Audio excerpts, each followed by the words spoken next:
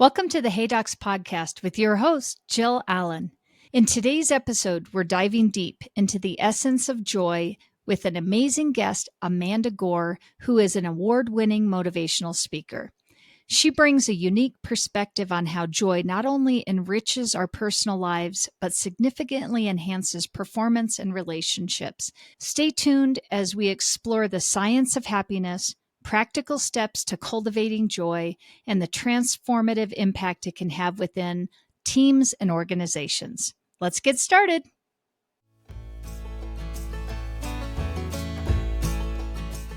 By now, we all know I talk to a lot of doctors and give advice to practices in every stage of their life cycle. And one question my docs ask all the time is, who do you recommend for marketing to attract more new patients from the internet? My answer? Easy. I have been recommending Mary Kay Miller and her team at Kaleidoscope for the better part of a decade. Why? They are thorough, professional, and transparent. Kaleidoscope Digital Marketing is who you want to talk to because they understand how to market in the orthodontic world and they offer tools that are affordable and easy to use. I'm telling you, if you're looking to step up your digital presence, Kaleidoscope should be your first call. Go to contactkl.com to request your free digital marketing consultation. That's contactkl.com. Amanda, I am so excited to have you here on Hey Docs with us. And in the event that somebody does not know who you are, I would love it if you would tell us a little bit about yourself, your journey that has led you to focus on joy as a cornerstone of success and fulfillment in what you do. Thanks, Jill, for having me. And it'll be a really short story because I haven't really ever done anything exciting or exotic and not climbed mountains or done anything like that.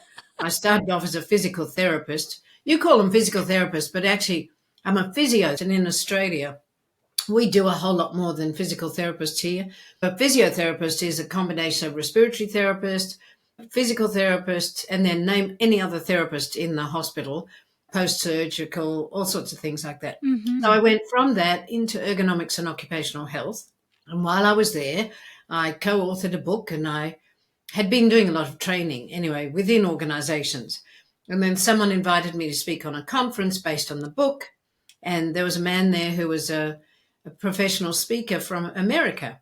I didn't even know you could be a speaker. So I'm just a physio heading to this event. And afterwards he said to me, "You should be a speaker."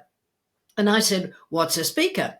And then he mentored me into the business. And I was very blessed because he's still the best speaker I've ever seen. He's dead now, but he was the Ron Tacky, the best speaker I'd ever seen. So he mentored me, and 35 years later, here I am, still speaking.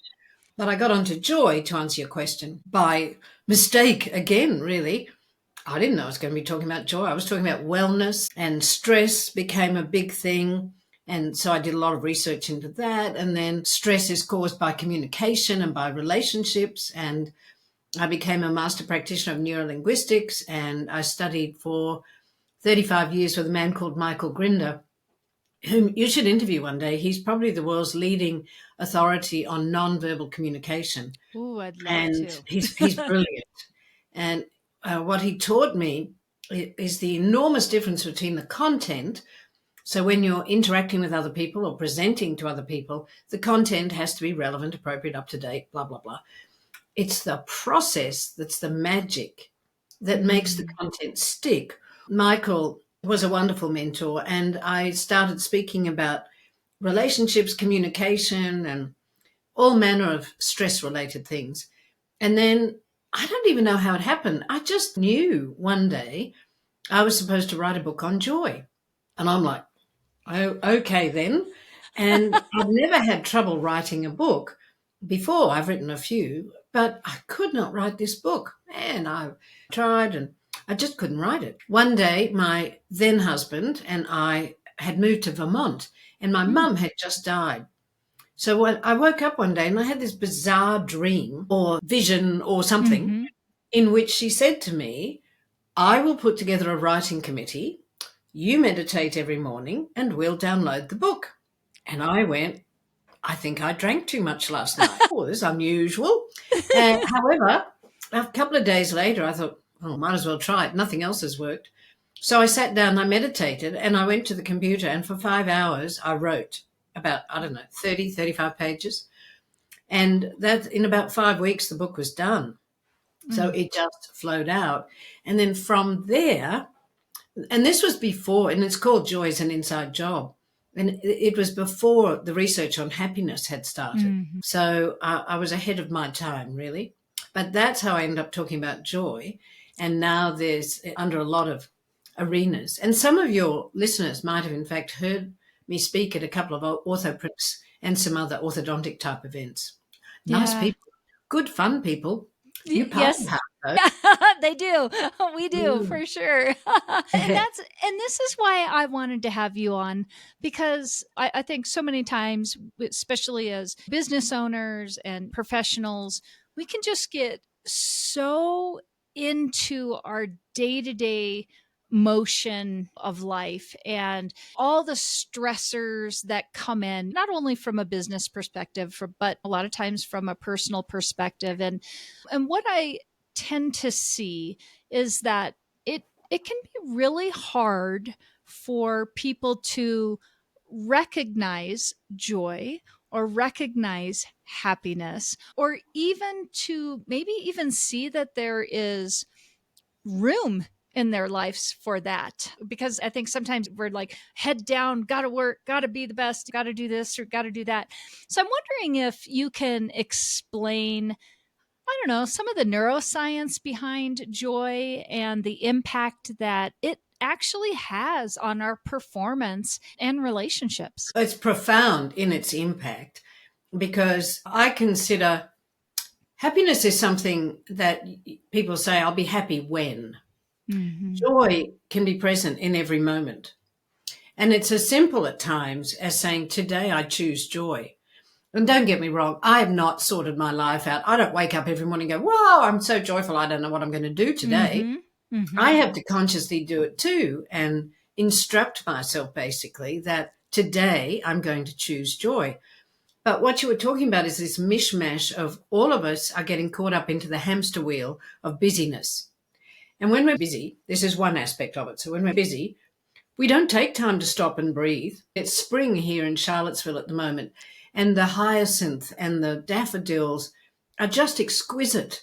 And I'll be walking along, and other people are walking, and they got dogs, and they're just waiting for the dog to poo, and then they move on. Yep. And I'm walking along, bending down, smelling the hyacinth and looking at the daffodils, and if there are jonquils, stopping and smelling those. And it's taken me a long time to get out of my hamster wheel stage and forcing myself to slow down, as my other mentor, David Martin, says, to the speed of consciousness.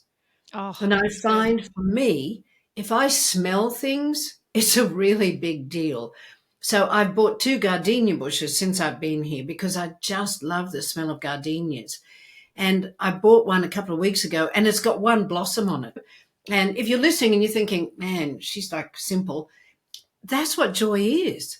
I Mm-hmm. get such pleasure out of smelling the extraordinary, beautiful scent that it settles me and grounds me. And the olfactory system is very potent for eliciting memories and embedding memories too. And it gives us a sense of home and where we feel safe and comfortable. So there's science behind that smell. It's not just I'm a smeller freak. There's actually science behind it. Yeah. And the research is showing that if you've got a joyful work environment and you enjoy what you do, you're 31% more productive and you're 150% less likely to have burnout. And you sell 37% more. And I know this is orthodontists and they're all going to go, oh, we don't sell. Pig's ass, you don't sell. You sell up the wazoo. You sell pain, what's more, like physios. Mm. People don't say, whoa, I'm pain free. I think I'll just pop along to the physio to stay pain free. No, they come to us and they have limbs that don't move and we cause excruciating pain a lot of the time. Mm-hmm. So selling is part of everything that we do in many ways. So from that respect, having a joyful workplace also lessens your stress load because you don't have bickering mostly female teams. Yes. And once they get going, and then you start to get the little bitchy sessions over here, and this posse hates that posse, and you might as well stab yourself in the eye. So, consciously creating environments in which people are fear free and joy filled transforms your workplace.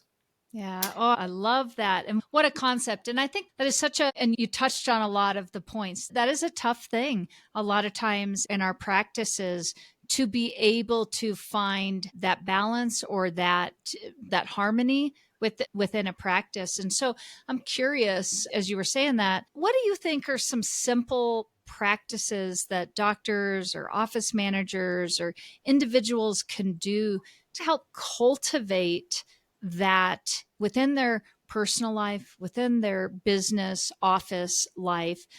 Because the thing that I see is so many doctors, even though I work with a lot of startups, I work with a lot of existing practices and a lot of doctors. And the saddest thing I see is when I see a doc who's got into this to be a practitioner for the next 20 years. And by year 10, they're so burnt out and miserable, and their teams are miserable that they're just ready to throw in the towel and be done. Yeah. Yes, the core root of it all will take a bit of time to explain, but I can, because it is at the core root of everything. It's two ends. One is where you are now. If you're miserable as the CEO of the organization, which is what you are, Mm. you might as well think about yourselves as that, because you are the Mhm. CEO. You're providing the services, yes, and you've built a team around you, but you're the CEO of that team. You can't just shaft it all off to your practice manager, because the practice manager doesn't own the practice. And Mhm. unless you make it a profit sharing practice, which is not a bad idea, then people don't have the same vested interest in it as you Mhm. do. So just recognize that, number one, human nature.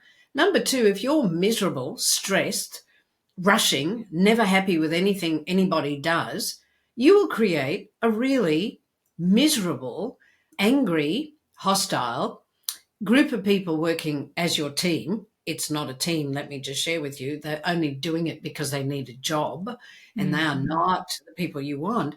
But if you're at the top and you're not creating a joy filled, fear free place, then what do you expect?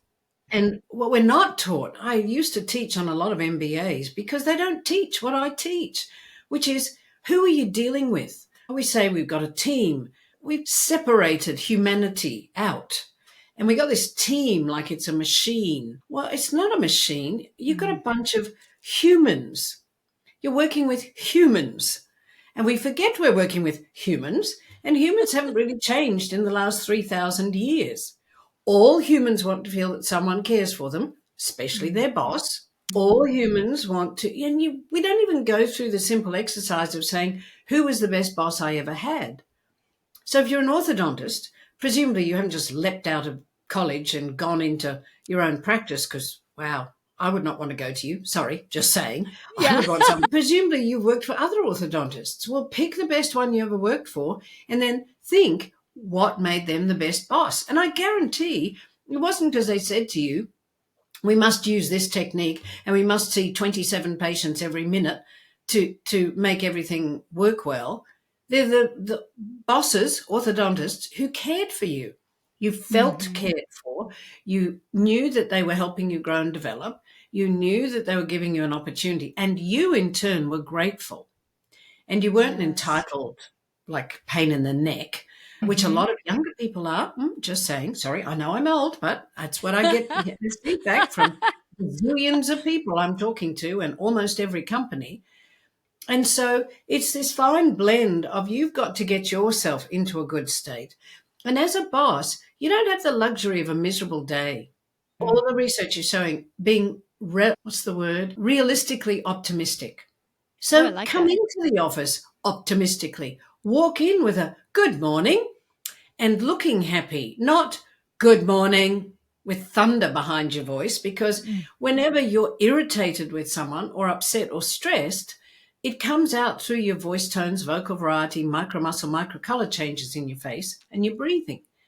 So you think you're hiding a miserable state. You're not. And people will be on guard, go, he's in a bad mood today. Got steer clear today. She's foul today. They know. Mm-hmm. And so it's that level of you've got to be in a good state. So you need to have skills that put you into a good state. And remind me in a second, I'll do a couple of them. Then you need to actually truly value the people working with you and care for them and tell them, give them lots of feedback, give them encouragement. If you're giving them the encouragement, then when you have to, or the office manager has to adjust something, it's usually much better. Make sure your office managers are doing this too. This isn't just you. Mm-hmm. Your office managers are a reflection of you. And if you have to get involved, because I know what you're like. Most orthodontists, they just sit there and I just don't want to know. I just want the office manager to handle all those people things because it's way too hard. I just want to do teeth. Like, just let me be in my little room here with my little machines and make sure nothing's being stolen and the prices are down and we're functioning as a business. But I actually really don't want to do that. So can you do that, office manager? Yep. You can if you value the office manager enough and you pay them enough and you treat them well. Mm-hmm. There's a company called Barry Waymiller. It's a manufacturing company, but it's a multi-global company, multi-billion-dollar global company. And I say multi-global, multi-country. And it's grown through acquisition, which is very unusual to have a great culture grown through acquisition. However, excuse me, the current owner of the company is privately owned. Bob Chapman wrote a book called Everybody Matters. And that is a great book to have. Mm-hmm. And my ex-husband's book, The People Pill by Ken Wright, is also a great book because Ken's is a very simple, easy, practical tools book. He's still one of the best leaders I've ever met. And Bob Chapman's essentially infuses leaders with the idea that they are in charge of someone else's beloved child. So he gets all of his leadership to view everyone else as someone else's precious child. And when you treat them like that, people feel cared for. Mm. And you just can't get away from it. We're dealing with humans. And here's the big issue. Pretty much every adult is really a toddler walking around in a grown-up body. So you can go, I'm not, I'm a very mature person. Yeah, no. And unless you've really dealt with the core unconscious beliefs that 99.99% of humans have, because that's part of our human journey, then you will be a toddler walking around in a grown-up body. And I didn't think I'd be drawing anything, but let me see if I can find something and draw out a bit of a sketch for you. So if you think about a series of trick circles, now it's going to be messy, so keep breathing if you don't like messy. And with these concentric circles, in the middle of this circle is the essence of you, who you were when you were born. And if any of you have had children, or you've seen a child, or you've been around a toddler, or a baby that's fairly newly born, you know they're not miserable. They don't pop out and go, life sucks, everything's awful. Babies don't do that. They have a roller coaster of emotions, but generally speaking, how happy and joyful are babies? That joy is a blend of wonder. They see a ladybug, and it's like, wow. And all we've got to do is look at them and go, whoa. And they all go, whoa. And we have this. And then you walk in the door at night and they see you come in and they hurl themselves towards you as if you are the sun and you've, excuse me, just come home after a million years away. And your heart bursts with joy at that time. Digress, it's really important to spend time with your children. Really important, because you will Yes. not get those years back. And when they're toddlers, you walk on water for them. It's absolutely critical. Anyway, that's the beautiful essence with which you were born. I know it's blurry, but you know what I'm saying. Yep. And then the next concentric circle is for the years 0 to 7. So with this essence, this is you basically as a brand new computer, state of the art, fabulous computer. It's got all the bells and whistles, everything works perfectly. And you're running on a source, SOURCE code. That's the code on the computer. Yep. So this level of 0 to 7, we know in epigenetics that between 0 to 7, as a toddler, we embed the stories that we tell ourselves that will rule the rest of our lives. I'll share with you in a minute what the 3 core fears are, but I'll just explain in concept how they work. Sure. Between 0 to 7, it isn't that someone else necessarily tells you something about yourself. It's how you, as a toddler, perceives an environment or something that's gone on around you.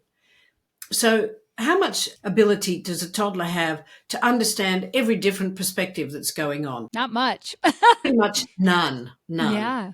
Because for toddlers, they're egocentric. Everything is as a consequence of them. And I got the trifecta of these core fears. Not that I knew I had the trifecta until I started to see patterns in my life. Because between 0 to 7, in come these fears, and I call them malware. So now we've got malware.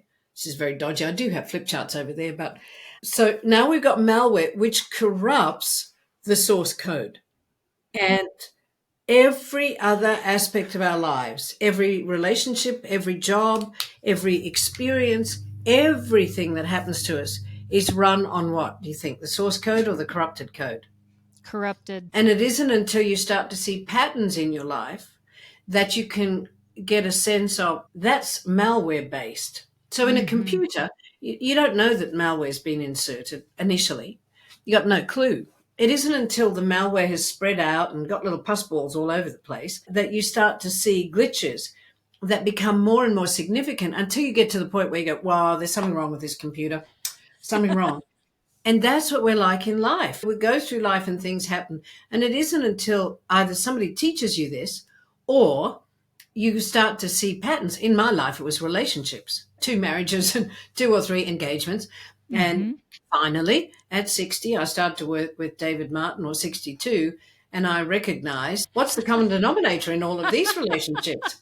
And I had to start looking at it. Let's go into the 3 core fears, because 9 out of 10 times, if you've got super high achieving entrepreneurial types, like the people listening, that would be you out there, it's because they have the trifecta of the 3 core fears. And it's also really important to pay attention to these, because if any of you have children, you got children, Jill? I do. I have 2 grown children, and then I've got 2 grandbabies. Yes. Babies? I What'd you do? Start when you were 4? You're making me feel good. Where are your wrinkles? That's not fair. That's so not fair. Wow. Well, you could have blown me away. So, okay, this is important for your grandbabies, but Yes. even though your children are grown, if your children between 0 to 7, you can jump in before these core fears come in. And these core fears are the things that stop humans feeling good about themselves. And if you can raise a child that leaves home feeling good about themselves, you have done a fabulous job of parenting. It's not about whether they're going to be a doctor, a dentist, a lawyer, or whatever. It's about, do they feel good about themselves? Genuinely, because then they can do anything. So let's go back to the 3 core fears. The first is, I am not worth loving. And it's a double whammy, this one. It goes with, I am not good enough. Now, every single human being on the planet is worth loving, just because you're here. And every single human being is good enough, because that's where they are. And they're on a journey. And we're all on a journey. And I'm 69 now, and I'm still on the bloody journey, cropped up again this week even. So because when the malware's inserted, the longer the malware's in there, the more little pussballs there are everywhere. So you've got to keep running the malware program over and over and over. But first of all, you have to know you've got malware. Yeah. If you're resonating with, I'm not good enough, or I'm not worth loving, and I don't know that I've met one human being who doesn't have this one. The interesting thing is that if you don't feel you're good enough, the likelihood is that you will drive yourself to prove that you're worth loving and good enough. So for me, because I got the trifecta, I had an alcoholic father and a mother who was a bit unavailable, and she left for a year when I was 2, which I didn't know anything about, and I didn't remember my childhood. I found all this out later. But what I did was, because my mum left, not only did I think I was not worth loving, because if I was really lovable, she wouldn't have left. And if I was good enough, she wouldn't have left. So that as a toddler, which is what you do, I took full responsibility for that. And so then I said to myself, I was responsible for my mother's happiness. which I was responsible for till the day she died, and I was 54. Now, Wow. I didn't know I was doing that, Mm-mm. but that's what was driving it.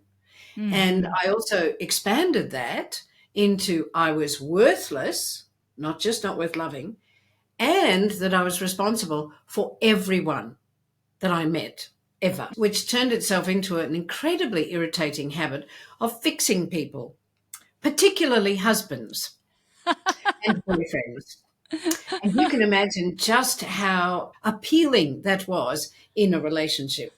And it took me forever. I started realizing I was doing it, but do you think I could stop myself? I didn't even catch myself. Mm. Repeated reminders from my now ex, but best friend husband, and me sticking notes up everywhere, trying to be aware of it. That's the first one. And I topped every year at school. I topped every year at college. I got awards, prizes. I'm in the Speaker Hall of Fame. I worked myself to death trying to be the best and all that Mm. stuff.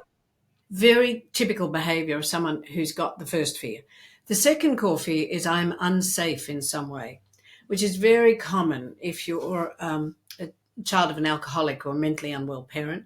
So we're going to have truckloads of kids coming up with inherent fears, being unsafe after COVID, and excuse me, and also just being unsafe in the world today.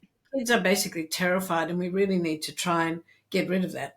So if you're feeling unsafe, then the consequent behaviors are that you become very controlling, because the only way we can feel safe is that we control everything and everyone around us and every Mm. situation.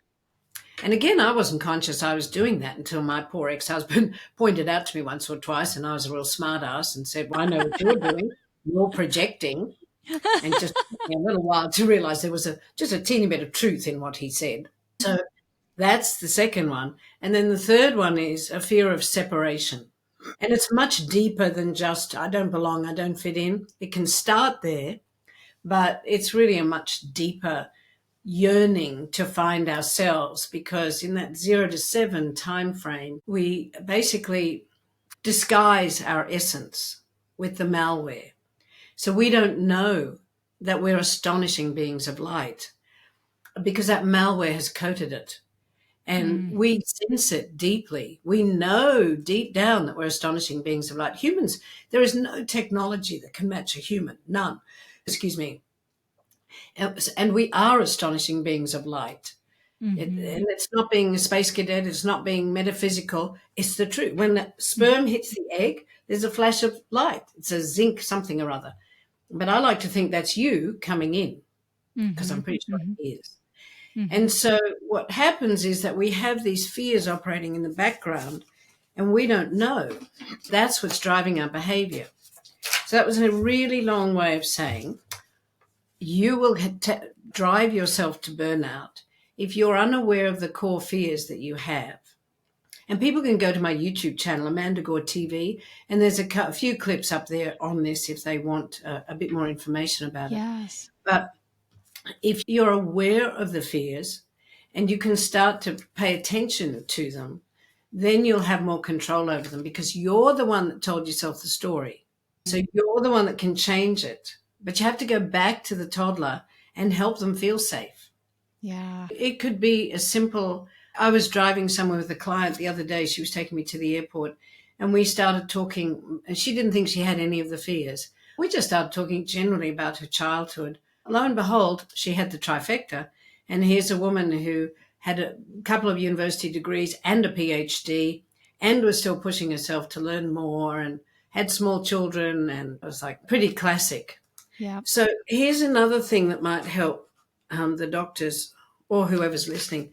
So this is from Michael Grinder.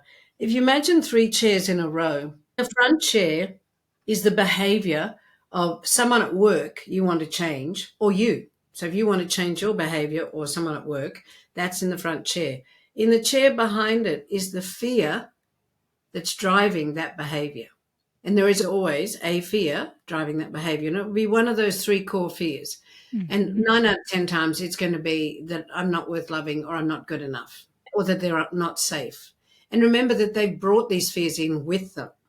So Yes. There has to be conscious effort made to create a safe and joyful workplace where people aren't picked on and they feel it's okay to speak up and they're respected and they're acknowledged. And it's not really hard. It's not really Mm-hmm. rocket science, is it? Because you're dealing with humans. And then in the third chair is the need, that if you feel the need, you eradicate the fear and you change the behavior. So that's a very simplistic way of looking at it, but also a really accurate way of looking at it. And I thank you for that explanation. What I think is, it seems so simple when you get all the way to the end of it. But I know, having been in offices, and like we said, we're working with teams that are humans, and each person is coming to the table with their own, with, yeah, exactly. And so I'm curious to know, because it almost feels overwhelming to think, as a doctor, as an office manager, I may have work to do on myself, let alone now I'm trying to tell my team members to do work on themselves. Mm. How do you introduce this into the practice and start to alter maybe some company culture that just isn't maybe a healthy culture? How do you start to make Mm. those even baby changes if you yourself are just, maybe even in listening to this podcast, I've got a doc out there going, whoa, this is hitting way too close to home. And it sounds like I got to do some work myself before I can have my team do work. Can you talk to that and what that time looks like? Hey, docs, let's talk about Smile Suite, because it's not just another scheduling system. It's a game changer in the world of new patient management. And as a proud Smile Suite partner, I've witnessed the incredible impact it has on practices of all sizes. Smile Suite means your new patient calls and web leads are expertly handled 7 days a week, even during nights and weekends. And they offer top-notch customizable presentation software and seamless post-consultation follow-up. It's like having a secret weapon for your practice's success. Curious? Dive into the revolution at getsmilesuite.com. And don't forget to mention Hey Docs to unlock some extra goodies. Elevate your practice with Smile Suite, because every smile deserves a suite of excellence.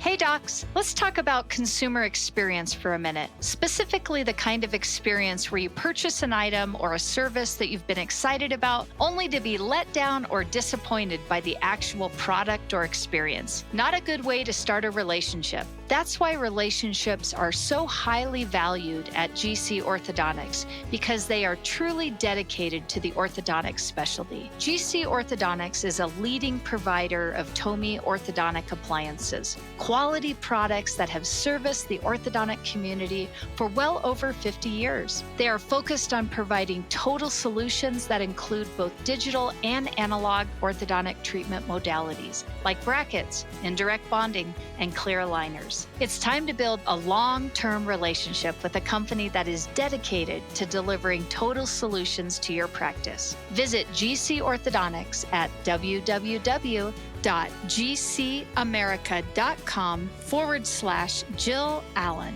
and see why countless leading clinics have made the switch. It's not that slow. It's once you start the process, you start to make progress.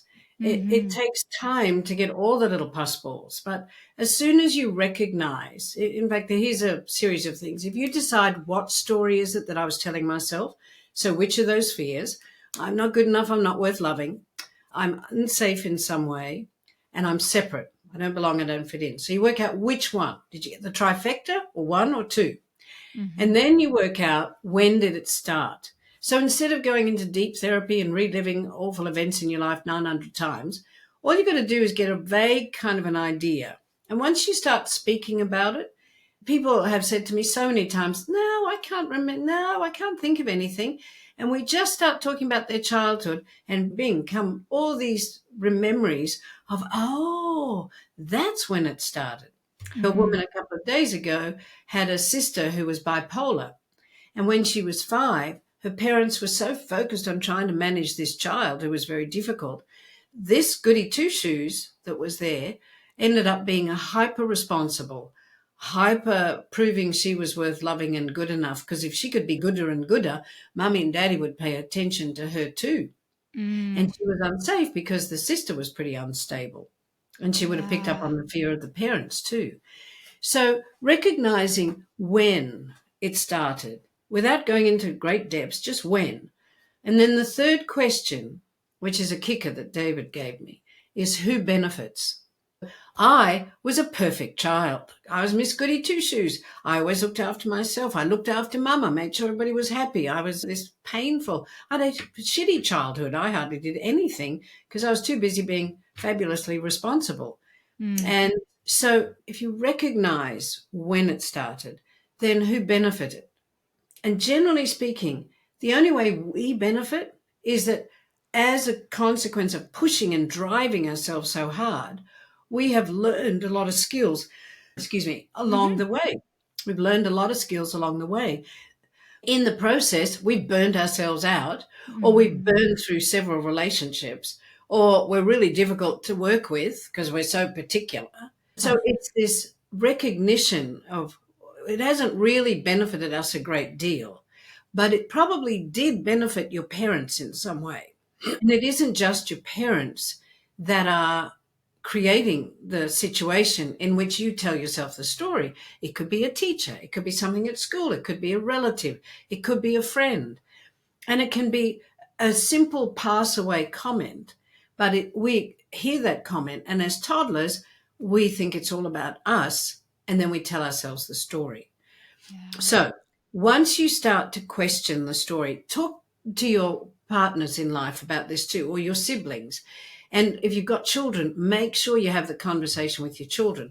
You can all watch my YouTube clips on the fears and then have a discussion about it afterwards. That's the first thing, looking at yourself. But when you go to work, all you can notice really are the triggers that you Mm. experience that take that particular behavioral pattern and bring it on board. And then try to deal with the triggers better by taking 2 big breaths in and out. The old classic but simple and effective way to bust stress. So you just stop and you take 2 big breaths, or you Mm-hmm. stop and you count to 6 slowly, and then you respond. But the Yeah. breathing's a key. Notice your triggers, then breathe 2 big breaths in and out, and then calm down. And notice the story you're telling yourself, because the trigger is not the truth. The trigger is a prod, and suddenly your toddler goes, oh, it's not you, the Yeah. grown up, it's the toddler. And so reassuring your toddler and actually taking time, 15 minutes for yourself one day or longer, and you sit down and either take a picture of yourself as a toddler or at the time something happened, or remember it. And you have that conversation as a loving parent about how this toddler is now safe, and you love them and they're so worth loving and they're so good enough and they've done a terrific job. And thank you very much. And I've got you and you can relax now. And you might have Mm. to have that conversation 500 times. So that's the orthodontist or the office manager. Mm-hmm. Once you get to work, really, it's you're the boss. It's Mm-hmm. about how much other people know you care about them, realistically, if you want to get the best out of people. Yeah. My ex-husband, Ken Wright, who wrote the book The People Pill, was a genius with people, a genius. And he could get them to do what he knew they needed to do, but have them come up with it as their idea. And that is one of the greatest skills on earth. I couldn't do it. I'm way too blunt. He was just so brilliant. And he teaches people how to do that in the book. I think you can go to his website, engage, then the number 4results.com. And his name's Ken Wright. And you can get the book there. Yeah. That's. Think about a normal human in your life and how they feel cared for. You're interested in them. You Mm. ask them how they are, and you genuinely wait for the answer. Mm-hmm. If they look unhappy or upset, you ask them, "Are you okay?" And you listen to them, and you don't try to fix the problem. Just listen and ask them. Don't try to fix the problem, says the goddess of fixing. Up till now, And then, ask them, what do you need? How can I support you? People will work really well if you let them know you care and you Mm-hmm. actually support them. And if you've got an energy sucker on the team, if you've got someone, if you made a mistake when you recruited someone, and you really need to think about this before you recruit people, how energy sucking are they? Are they Mm-hmm. people who bring light into the room and energy and enthusiasm? Or do they come into the room and they're quiet or Mm-hmm. something? And quiet doesn't mean energy sucking, but look deeper as to why they're quiet. Because they might be very insecure or they could be very confident. You're not sure, but explore that. So Mm-hmm. if you have employed someone who's an energy sucker that doesn't do the job and complains and moans and groans, and one energy sucker in the whole group will suck the entire group down. It's your responsibility to give them an opportunity to change, to let them know what they're doing to the team. And if they don't, get rid of them. Yes. Yes. Because when you let them stay, you send a message to everybody else. Why should I work hard? Why should I be bright and happy? She gets away with nothing. I'm going to Mm-hmm. do it. Why should I work hard? You, Yep. you just can't afford to do it. And then one of the other key things is to create a culture of gratitude. And when you have team meetings, make sure that there's a new ritual that everyone around the table has to answer the question, what's the thing you're most grateful for since we last met?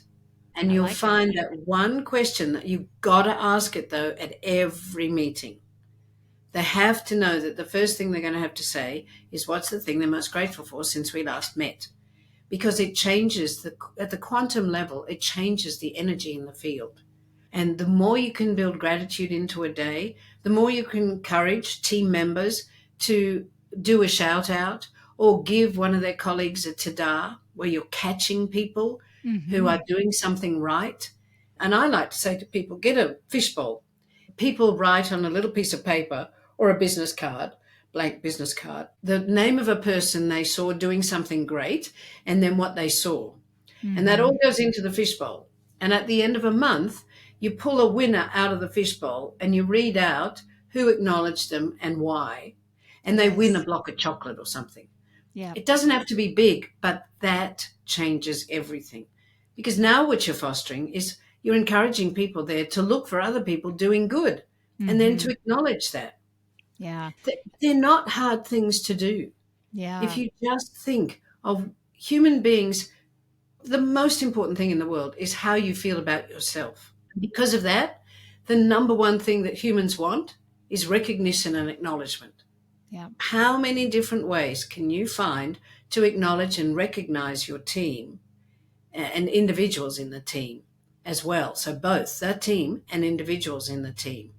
And in simple, inexpensive ways, make everybody feel a really valued, important part of the organization. Yeah. Even Ken used to do this. He would go and just find somebody in the office and say, let's go and have a coffee. And he used to call them coffee chats, but I like to call them joy chats. Mm. And he would take them off and buy them a cup of coffee and say, how's everything going? What's going well? He would encourage them to tell me all the things that are happening, that are going on, all the things you're happy with yourself about. And is there anything that you think you could do better? That sort of thing. And I know half the orthodontists will go, I haven't got time to do that. Get your office manager to do it. And she's going to Mm-hmm. say, I haven't got time to do that. You don't have time not to do it, really. Agreed. Agreed. Yeah. Yeah. I that's something that I really encourage my doctors to do is meet with their team members, ideally at least once a month, and have those mini check-ins where we're finding out about them, but also I think it's a time for doctors to be able to say, what do you need from me? Yep. Because I think so many times our team members don't have that platform to, in a safe space without a group of people around. Maybe it's who knows what it could be. I'd like more training on leadership. I would like to learn this or that. Or, and I think as leaders in a practice, I love this idea of trying to come at your life from a joyful position. And if we are asking our team members to do the same in our practice, we also need to give them, like you said, safe space and to be able Yeah. to do some of that. Such good information. So I'm curious, as we are starting to finish up here, and you have just been giving us so much advice. If I had three things that I'd like to leave the audience with, what would those be? I've just started because I don't have set speeches. I Mm-hmm. really do tailor things, and I learn new stuff and I weave it into the next presentation I do, or something happens to me and I weave it in. So just the other day, I came up with the ABC of joy. And the first stands for awareness inside. And emotional intelligence, the easiest definition of emotional intelligence is know yourself, and manage relationships. Mm. So unless you've got that awareness inside you, that these stories live in there, in the toddler, and that they're ruling your life, and it's not working that well for you because leading an adult life as a toddler doesn't work so well ever. With that awareness inside, you can decide what to do with those fears. And you want to try and get rid of them, which means you Mm. have the chat to the child and you calm that inner toddler down and you really have a good conversation with them. And if they were abused in some way as a child, then you imagine yourself as an adult back at that abuse time. You say to the toddler part of you, you stand behind me, I've got this. And then you go for the throat of the person who's abusive as an adult and you protect that child. So Mm-hmm. these are pretend things to be doing, but very effective in terms of neuroscience because you can settle the child down. And then you have to learn to be a grown up without those core fears. So Mm. that awareness inside is A. B is breathe. So first thing that happens when you get stressed is you stop breathing. You breathe very high and shallow. You don't get oxygen to the brain. You can't think and nothing works. Mm. So that's the first B. The second B is to be present. And this is another one I'm still working on. And I've made some progress, but at 62, when you're told you've never been present a day in your life, it's a kind of a slow process, it seems, much as I try to make it speed up. So Mm-hmm. being present means being right here, right now. And if you're being triggered, you're not right here, right now. Because Mm. trigger instantly takes you to the past. Some experience you've had, some fear that toddler had, and you're in the past and you're instantly getting an emotional reaction to it. So if you're in the present, then you hear someone say something or do something and you recognize, whoa, that really upset the toddler. But you come back to the present, you say, I'm a grown up now. I'm a 30-year-old and I'm standing here and there's no reason that somebody saying that should upset me so much. Mm. So let me take 2 breaths and get present and see what's going on for the other person. Because Mm. inevitably, it's not always about you. Yes. Inevitably, it's about them. They've said Yes. something, it just happens to trigger you.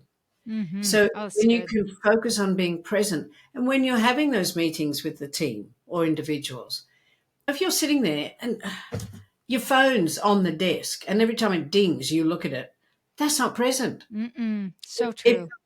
if you just glance down to see what the time is, that's not present. I don't feel Mm. like you're really listening to me. Mm. I don't feel Mm-hmm. like you're really caring. So listening is looking into the eyes of the person as they're speaking and letting them speak. And then trying to paraphrase what they've just said and say it back to them before you try Yes. to fix it. And if you're dealing with women, which a lot of orthodontists are, women don't want you to fix the problem. We do not want you to fix the problem. We want you to listen to us drone on for hours, if necessary, talking about all the things that are bothering us. And at the end of it, nothing will change, but we'll feel better and we'll think you're wonderful. Yeah. So true. And when you try to fix it, we won't like you. Yeah. We won't think you're caring. And you get frustrated if you're a male because that's what males do. And you think, how stupid, just stop droning on about it. It's not achieving anything. Let's just fix it. She don't want Mm. to fix it. She wants to talk about it. That's why you Yes. should have a female practice manager or a male practice manager who's very good at dealing with women because the vast bulk of the people in your team are women. Yep. The other thing that happens that I notice in America, I'll get back to C in a minute, is that you tend to call Smith Dr. Smith and not John, which, and I understand at some degree that's a hierarchical thing and a respect thing, but really in this day and age, don't you think your team would have a friendlier kind of approach at work if you were John? And depending on your behavior, John or Jeanette, they will have respect for you. And they're not going to, it's not like they're going to abuse something if they call you by your first name. I know that's just habitual in most of the organizations, but think about that because it Mm-hmm. doesn't really engender a close connection with you. And orthodontic practices, generally speaking, are not massive, particularly the ones listening to this. You're a small team. You've got to be Mm-hmm. part of the team and part of the head figure. You're like a parent. And Yeah, that's really true. Good leadership is pretty much good parenting because you're leading toddlers in grown up bodies. that's deep. So the C is to make conscious choices. Because in epigenetics, we know that 95 to 99% of the time, we're literally unconscious of what we're thinking. Literally. Mm. And so we have to wake up and recognize how often these stories, these core fears, are ruling our behavior. So then we can make a conscious choice because we're making choices all day, every day, pretty much every minute. And if we're unconscious about them, then we'll get unconscious in consequences. Sure. So making conscious choices and then consciously choosing joy, because what you focus on will determine how your brain rewires. And we know use it or you lose it applies to not just the body, but also the brain. The brain is constantly pruning its neurological connections. If you're constantly focusing on what's wrong and what needs to be changed, then humans already have a tendency to judge. It's an inherent trait, and it's a lifelong journey to stop judging and see the divinity in everybody and honor that divinity. And we don't. We just Mm. start focusing on what's wrong in the world and how that they haven't used the sterilizer properly, and I've had to ask 5 times, and this. And if you do have a lot of problems at work, stop looking at the people there. Look in a mirror. Mm-hmm. That's where Mm-hmm. the problems start. And if it isn't you directly, it's your office manager, but it is you still because you're not managing the office manager. Yeah. Yeah. And if you've got Attila the Hun as your office manager, you can be pretty certain there'll be warfare in the team. That's so true. Oh, this has been so enlightening and such good information. If somebody wants to find out more about you or maybe have you come speak for one of their clubs or whatnot, how best can they do that? That'd be great if they did. It's amandagore.com, Gore. And I've got all the social media things, but the best way is to go to amandagore.com. And if there are groups like Seattle Study Club, I've done a lot of their Mm-hmm. events, and I love doing those. And what we tend to do is to get all the teams in, so 200 or 300 people in the room.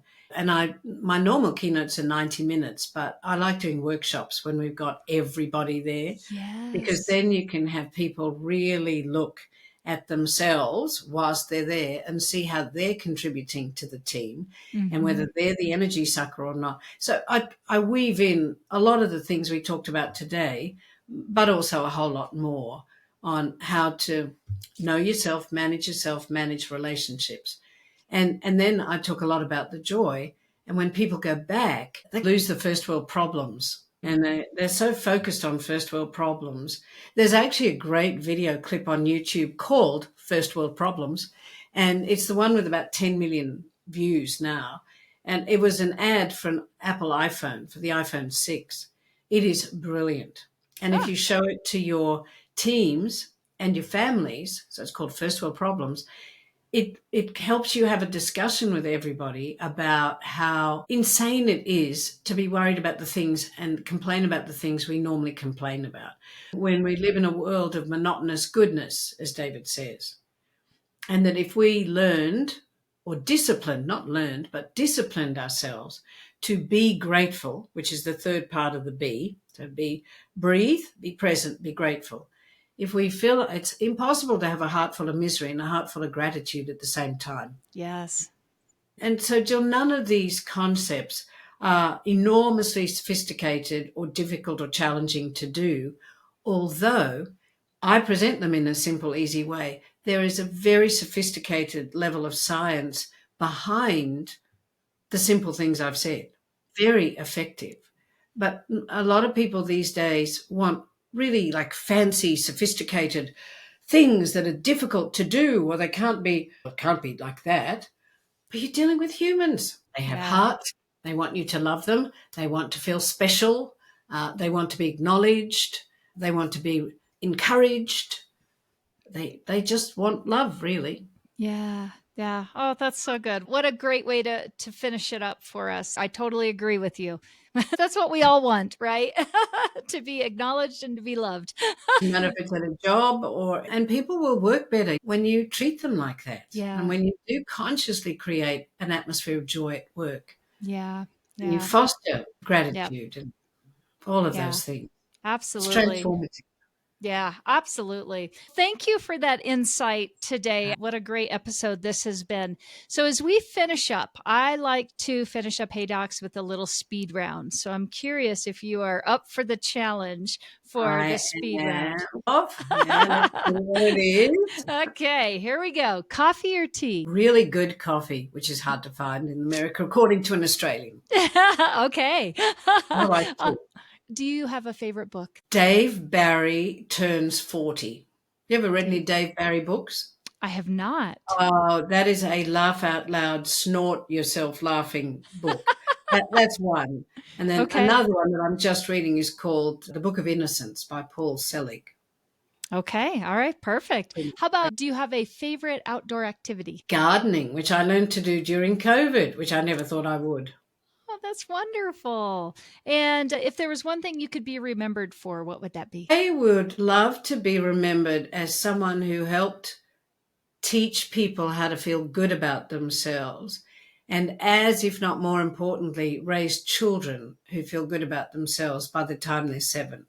That's great. And then finally, the best piece of advice you've ever received. It was from Ron Tacky, my mentor. Oh, there's a couple actually. Anyway, Ron said when I was speaking to have fun, because if I had fun, everybody else would have fun.